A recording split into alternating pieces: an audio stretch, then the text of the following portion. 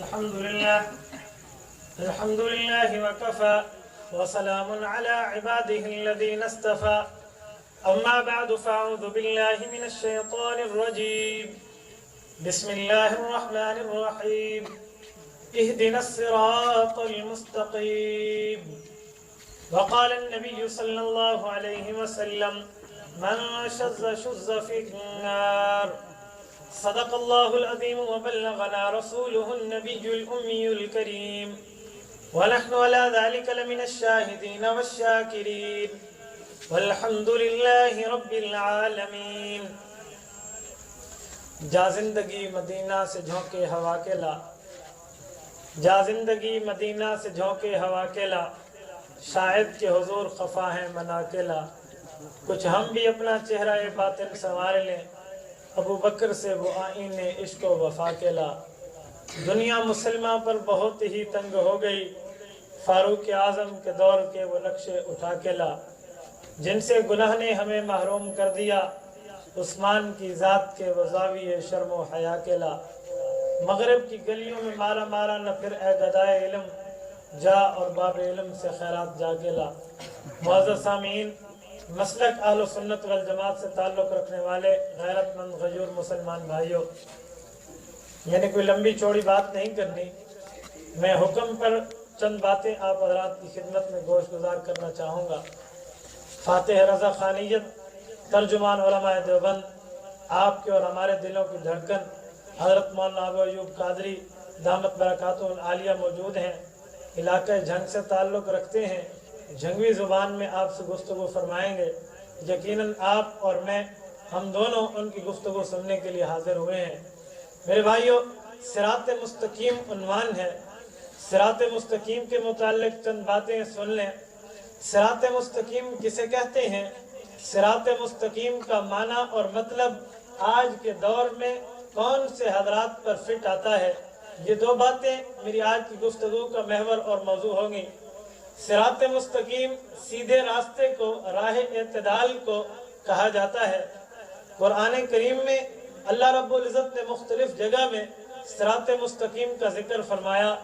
سورۃ فاتحہ کے اندر اہدنا الصراط المستقیم فرما کے سیدھا راستہ مانگنے کی ہدایت کی ہے، وَإِنَّكَ لَتَهْدِي إِلَى صِرَاطٍ مستقیم کہہ کے حضور پاک علیہ السلام کا کام صراط مستقیم پر بتایا ہے۔ وَلَنَهْدِيَنَّهُمْ صِرَاطًا مُسْتَقِيمًا فرما کے اللہ رب العزت نے صراط مستقیم کے راستوں کو واضح کیا ہے۔ اللہ رب العزت نے صراط مستقیم پہ چلنے کا حکم دیا ہے، پھر صراط مستقیم کی وضاحت بھی کر دی ہے کہ سیدھا راستہ وہ ہے انعمت علیہم غیر المغضوب علیہم ولا الضالین، جو گمراہوں کا راستہ بھی نہ ہو، بے ایمانوں کا راستہ بھی نہ ہو، غضب والے طبقے کا راستہ بھی نہ ہو، ان کا راستہ ہو جن پر اللہ نے انعام کیا ہے۔ انعام یافتہ طبقے کے راستے کو قرآن صراط مستقیم کہتا ہے۔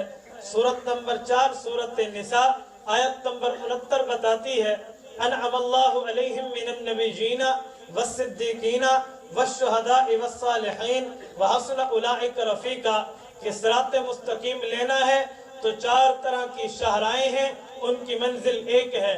شاہراہ نبوت پہ چل کے صراط مستقیم حاصل کیا جا سکتا ہے، شاہراہ صحابہ پہ چل کے صراط مستقیم حاصل کیا جا سکتا ہے، شاہراہ شہداء پہ چل کے صراط مستقیم حاصل کیا جا سکتا ہے، شاہراہ صالحین پہ چل کے صراط مستقیم حاصل کیا جا سکتا ہے۔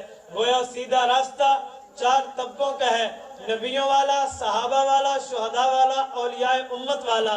یہ 4 راستے ایک ہی راستہ صراط مستقیم بنتا ہے۔ یہ صراط مستقیم اللہ رب العزت نے آج کے دور میں حضرات علماء دیوبند کو عطا فرمایا ہے۔ میرا تعلق دیوبند سے ہے، میں دیوبند کے حوالے سے ہی بات کرنا چاہوں گا۔ میں ابتدائی میں بات کرتا جاؤں، میرا دعویٰ یہ ہے کہ حضرات علماء دیوبند آج کے دور میں صراط مستقیم پر 100% عمل پیرا ہیں۔ چاہے مسئلہ عقیدے کا ہو، دیوبند والے صراط مستقیم پہ ہیں، چاہے مسئلہ عمل کا ہو دیوبند والے صراط مستقیم پہ ہیں، چاہے مسئلہ کوئی اور ہو دیوبند والے صراط مستقیم پہ ہیں۔ دیوبند والے بعین ہی اسے طریقے پر ہیں جس طریقے پر حضور پاک علیہ السلام امت کو چھوڑ کے گئے ہیں۔ مکمل کا مکمل دین دیوبند والوں کے پاس ہے۔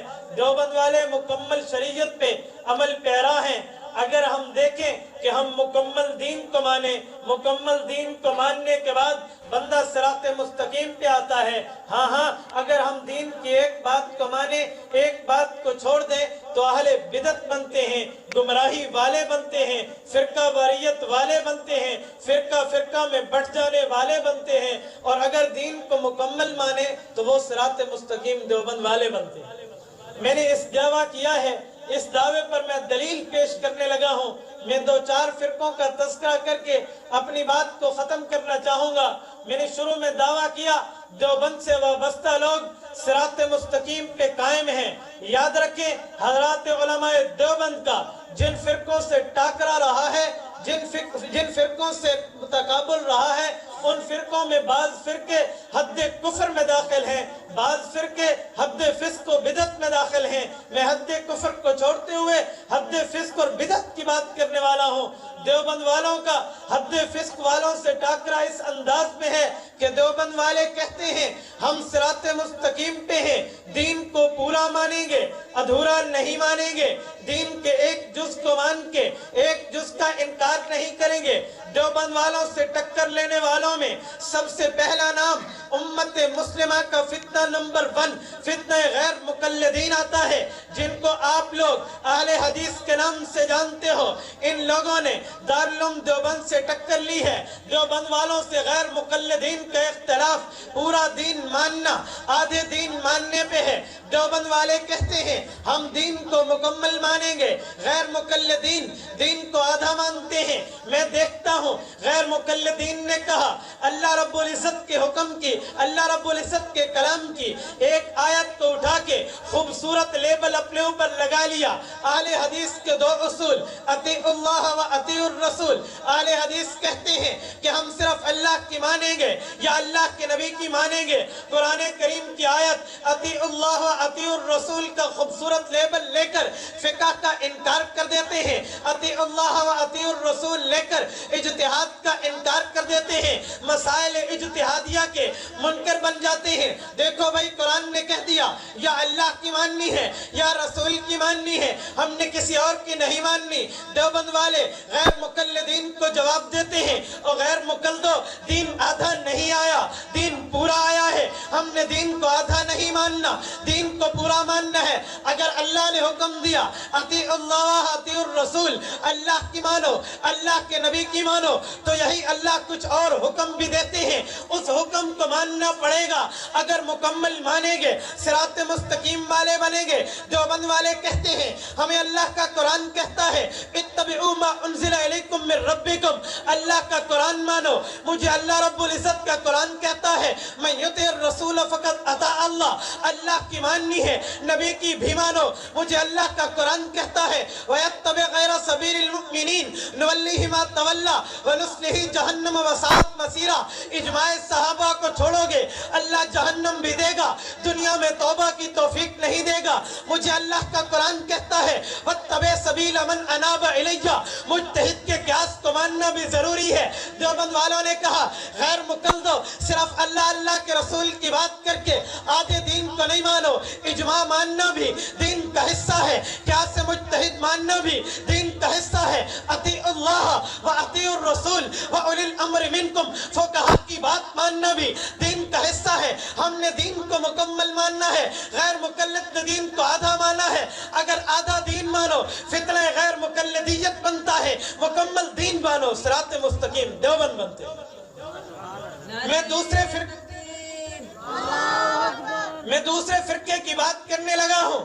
علماء دیوبند کے دوسرے فرقے سے ٹکر انہی غیر مقلدین کی شاخ فتنہ جماعت المسلمین سے ہے. جماعت المسلمین والوں کا دعویٰ ہے, قرآن پاک نے کہہ دیا ہوا سماکم المسلمین, اللہ نے تمہارا نام مسلمان رکھا ہے.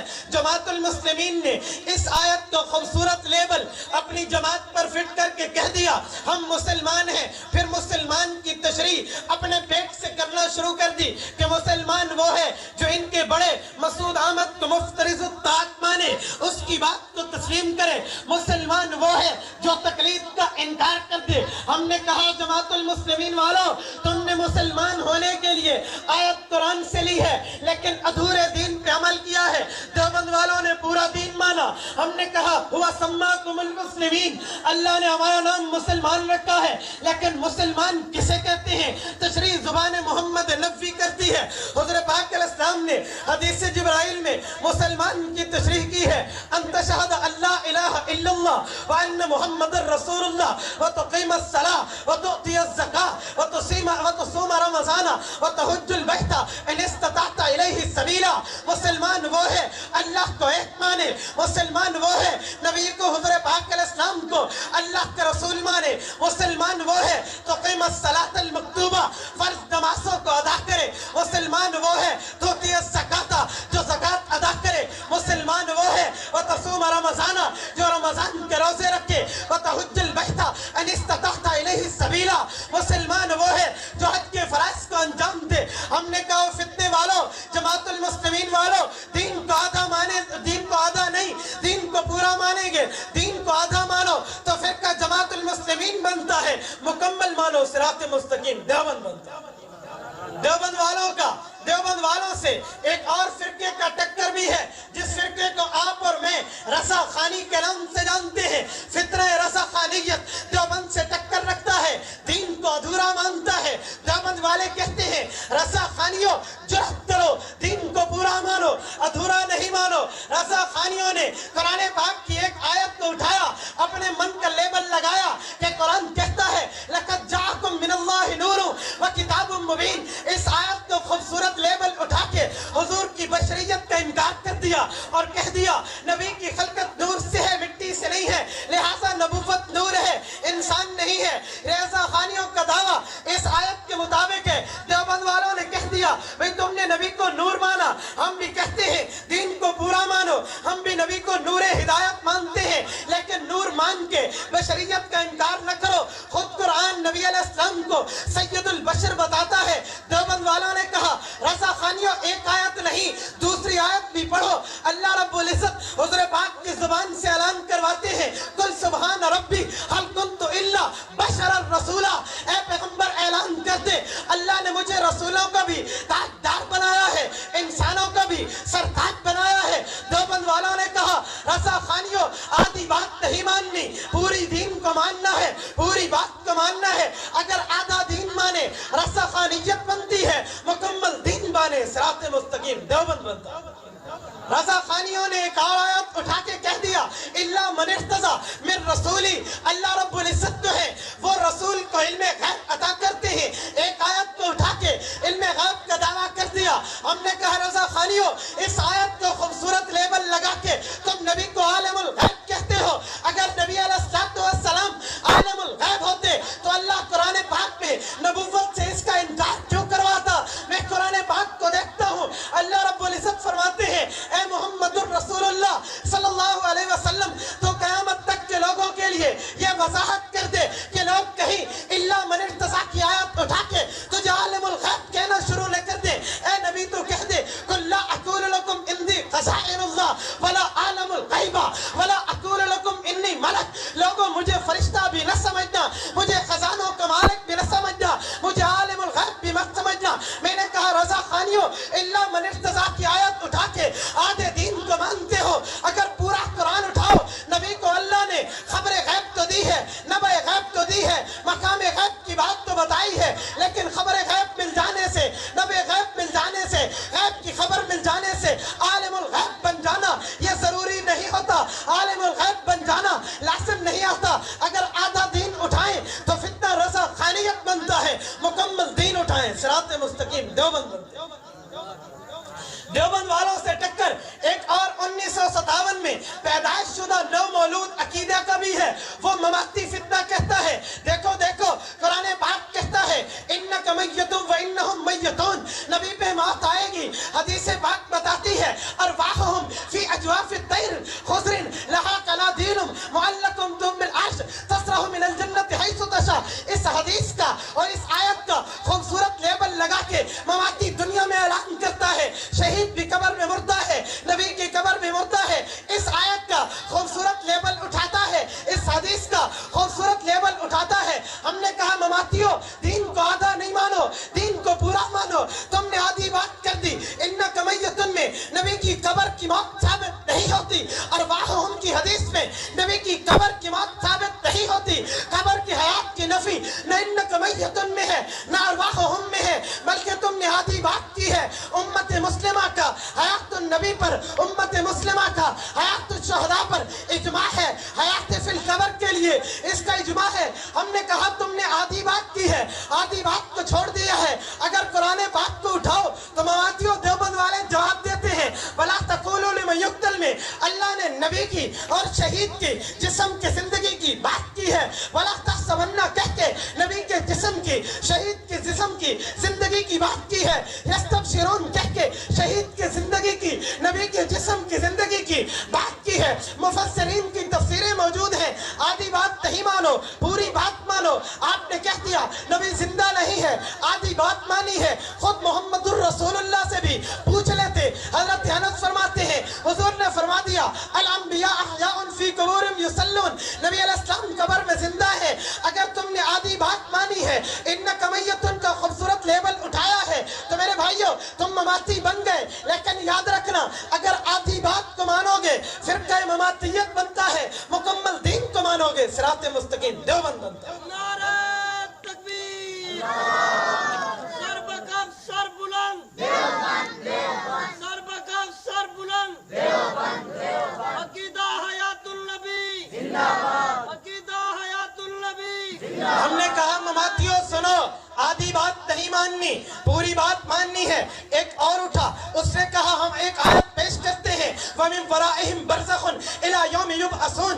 اس آیت کا خوبصورت لیبل لگا کے زمین والی قبر کی نفی کر دی ہے۔ زمین کی قبر نہیں ہے، زمین پہ قبر نہیں ہے، یہ تو گڑھا ہے۔ ہم نے کہا مماتیوں اگر اسے قبر نہیں مانتے تو جس جگہ باپ دادے ماں دادی کو دفن کرتے ہو اس کو قبرستان مت کہا کرو، گڑھستان کہا کرو۔ قبرستان بھی کہتے ہو اور پھر قبر کی نفی بھی کرتے ہو۔ میں تمہیں کہتا ہوں دین کو آدھا نہیں، دین کو پورا مانیں گے۔ وَمِن وَرَائِهِمْ کی آیت اٹھا کے تم زمینی قبر کا انکار کرتے ہو۔ دیوبند والے کہتے ہیں مکمل دین کو دیکھو، اللہ زمینی قبر کو زمینی قبر کہتے ہیں۔ قرآن وَلَا تَقُمْ عَلَىٰ قَبْرِهِ کہہ کے زمینی قبر کا اس بات کرتا ہے۔ وَأَنَّ اللَّهَ يَبْعَثُ مَن فِي الْقُبُورِ کہہ کے زمینی قبر کا اس بات کرتا ہے۔ ثُمَّ أَمَاتَهُ فَأَقْبَرَهُ کہہ کے زمینی قبر کا ایک اس بات کرتا ہے۔ إِذَا بُعْثِرَ مَا فِي الْقُبُورِ کہہ کے زمینی قبر کا اس بات کرتا ہے۔ حَتَّى زُرْتُمُ الْمَقَابِرَ کہہ کے زمینی قبر کا اس بات کرتا ہے۔ تم نے ایک آیت کو اٹھا کے زمینی قبر کی نفی کر دی ہے۔ اگر زمینی قبر نہیں ہے تو 1400 سال کے بعد تیرے عنایت اللہ کو سمجھ آیا، لیکن اللہ کے رسول اللہ کو سمجھ نہیں آیا۔ حضور پاک علیہ السلام نے زمینی قبر کو قبر کہا ہے۔ اٹھا مسلم شریف لیلۃ المعراج کی روایت اٹھا، مررت علی موسیٰ لیلۃ اسری بی عند الکثیب الاحمر وهو قائم یصلی فی قبرہ عند الکثیب الاحمر کہہ کے حضور زمینی قبر کو قبر بتاتے ہیں۔ اٹھا بخاری شریف انہما لیعذبان فرما کے زمینی قبر کو قبر بتاتے ہیں۔ اگر آدھی آیت اٹھاؤ تو فرقہ مماتیت بنتا ہے، مکمل دین اٹھاؤ صراط مستقیم علماء دیوبند بنتے ہیں۔ ایک اور آئے، انہوں نے کہا ہم مودودی گروپ سے ریلیٹڈ ہیں، لہذا قرآن کہتا ہے فَإِن تَنَازَعْتُمْ فِي شَيْءٍ فَرُدُّوهُ إِلَى اللَّهِ وَالرَّسُولِ۔ اس آیت کو اٹھا کے یہ خوبصورت لیبل اپنے اوپر لگا کے کہہ دیا صحابہ کرام معیار حق نہیں ہے، صحابہ کرام کی بات کو ہم حجت نہیں مانتے، صحابہ تنقید سے بالا تر نہیں ہے، ہم ان کو نہیں مانتے۔ ہم نے کہا مودودیہ تم نے بھی آدھا دین اپنایا ہے، پورا دین نہیں اپنایا، آدھا دین کو دیکھا ہے۔ اگر تم پورے دین کو دیکھتے سورۃ آل عمران آیت نمبر 115 وَيَتَّبِعْ غَيْرَ سَبِيلِ الْمُؤْمِنِينَ کہہ کے اجماع صحابہ کو حجت قرار دیتی ہے۔ صحابہ کرام کے عمل کے لیے قرآن پاک بتاتا ہے है फ़इन आमनु बिमिस्लि मा आमनतुम बिही फ़क़द इह्तदौ। हिदायत लेनी है, सहाबा मेयार हक है, सहाबा जैसा ईमान लाओगे तुम्हें कबूल होगा। फ़इन तवल्लौ, सहाबा से कमर फेरोगे फ़इन्नमा हुम फ़ी शिकाक, तुमसे बड़ा बेईमान दुनिया में कोई नहीं होगा। सहाबा कराम के ईमान को अल्लाह यूं मेयार बताते हैं। उन्होंने कह दिया मौदूदियों का अकीदा है कि सहाबा कराम तनकीद से बालातर नहीं है। देवबंद वालों ने कहा सहाबा पे तनकीद करते हो, अल्लाह तुम्हें बेवकूफ बताते हैं। मैंने नहीं कहा, अल्लाह के कुरान ने कहा है। दुश्मन सहाबा ने सहाबा पे तनकीद की है। हुज़ूर पाक मौजूद है जब सहाबा कराम को दुश्मन बेवकूफ कहता है, अनुमिनु कमा आमनस सुफहा, हम इन बेवकूफों जैसा ईमान लाएं। अल्लाह ने जवाब में वही लफ्ज इस्तेमाल करके काफिर को काफिर की जुबान में जवाब दिया है, अला इन्नहुम मुस्तफहा, तुम बेवकूफ हो। तो कुरान पाक ने सहाबा को मेयार हक बता दिया, मुकम्मल शरीयत ने सहाबा को तनकीद से बालातर कर दिया। अगर आधा दीन उठाओ तो फितना मौजूदियत बनता है, मुकम्मल दीन उठाओ सिरात मुस्तकीम देवबंद बनते हैं।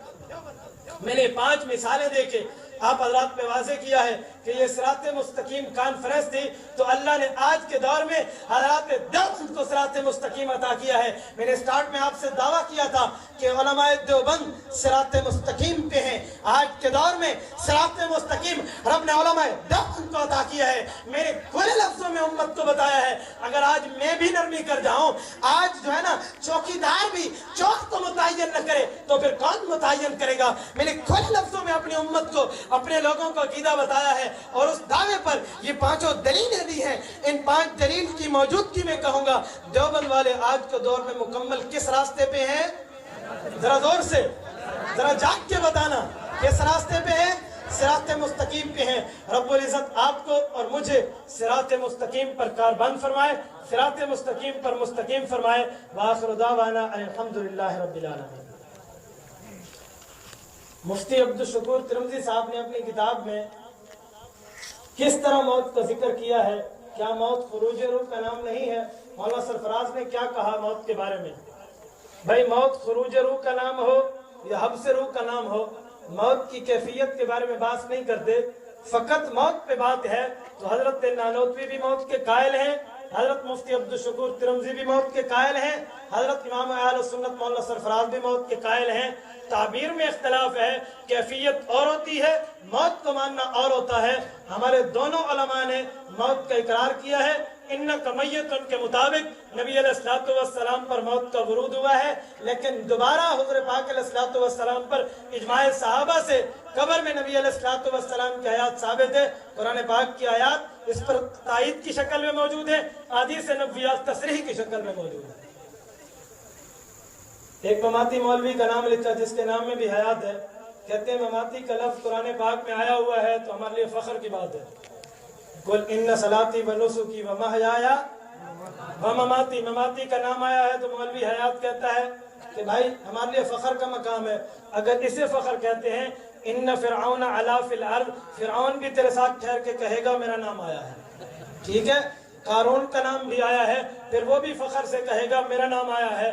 और अगर कुरान में नाम आना अजमत की तेरे लिए बात है, तो तेरा नाम कुरान से पढ़ने से पहले जिसका नाम लिया जाता है औज़ु बिल्लाह कह के वो कहेगा मैं तो बड़ा हूँ, कुरान से पहले मेरा नाम लिया जाता है। औज़ु बिल्लाहि मिनश शैतानिर रजीम, वो कहेगा मैं तो कुरान से पहले आया हूँ। तो कुरान में नाम आ जाना आपकी हयाती होने की दलील नहीं है। ममाती कहकर अल्लाह रब्बुल इज़्ज़त ने नबी की मौत को और जिंदगी को बयान किया है। ये नाम आ जाना फख्र नहीं है। अगर फख्र है तो फिरौन के लिए, ठीक है। अगरकना आला फिरौन, विद फैमिली जिक्र आया उन्होंने, फिरौन के पूरे खानदान वाले खड़े हो जाएंगे। ये कलापे कहाँ जाके मिलते हैं आप खुद देख लो। और जो कोई दलील नहीं होती ना, चलो डूबते को तिनके का साथ। हमारी मस्जिद के मौलवी ने तकरीर में हदीस मन सल्लल्लाहु अलैहि वसल्लम कब्री और कुरानी आयत में कलात उस पर मौतों में टकराव आता है, कहा है किसी हदीस और आयत में टकराव आ जाए तो हदीस हदीस नहीं रहती बल्कि रिवायत बन जाती है। क्या इस हदीस और इस आयत में टकराव है? इससे कहे बच्चू ये आयत तेरे ऊपर नाजिल नहीं हुई, हुज़ूर पाक अलैहिस्सलाम पे नाजिल हुई है। उसी नबी ने इस आयत के तहत इस आयत को समझते हुए फिर भी मन सल्लल्लाहु अलैहि वसल्लम की रिवायत को फरमाया है, एतराज हुज़ूर पाक अलैहिस्सलाम पे कर, हम पे ना कर। एक और दूसरा, इस आयत में टकराव तुझे आज समझ आया है? 1400 سال کی امت نے تو اس نے ٹکراؤ کی بات نہیں کی. یہ تو مرزا قادیانی والی بات ہے. وہ کہتے ہیں خاتم النبیین کے معنی میں ٹکراؤ آ گیا خاتم اللہ علی قلوبہم سے، تو اس معاملے پہ ہے. دنیا کی ایک مسلمانوں کی تفسیر پیش کر دو جو کہے اس آیت میں اور اس حدیث میں ٹکراؤ ہے.